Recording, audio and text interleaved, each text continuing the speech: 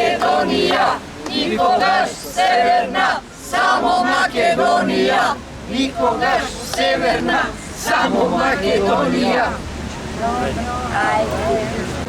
Го продолжуваме овој наш собир од претходните неколку кога најавивме дека навистина сериозно сакаме да го означиме, односно зацврстиме 30 септември како ден на македонскиот народ и на државата.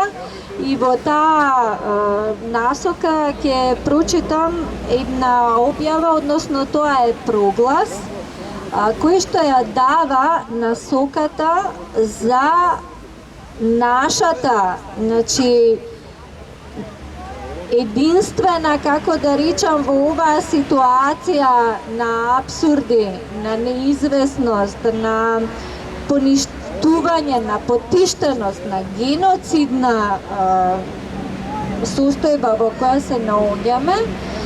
Значи, нашата причина како да се насочиме од 30 септември континуирано до ослободување. Значи, тоа е нашата цел. Овие дебати имаат своја цел, значи своја целисходност, значи завршеток.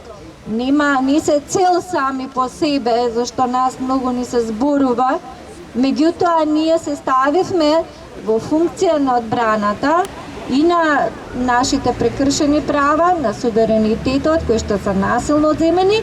Тоа сме го пишувале секаде во нашите поднесоци барања и сите наши иницијативи што ги превземавме, и ова што ќе го прочитам всушност го кажува дека тоа е нашата придобивка, темел за овие месеци или години на небиднина. Меѓутоа има излез од се и решение за се. И да се надоврзам на таа мислата Елизабета што ја кажа, значи суштината точно е, треба сега македонскиот народ, кога гледаме дека акмето врвот оваа нелегитимна власт ја достигне и веќе оди во надолна, значи стрмоглаво оди во надолна линија, ние мораме тоа да го видиме прво, а потоа и да настапиме како што треба, затоа што таа е пациент на апарати веќе и ние се правиме дека едноставно овдека народот нема ништо, веќе изгубил се, меѓутоа го имаме она најважното што треба. Значи, ја имаме нашата непокорност, нашето не на овој геноциден преспански договор или северна, што не сакаме ништо со тоа да имаме, ниту сме ја признале, ниту било што ќе признаеме во врска со тоа.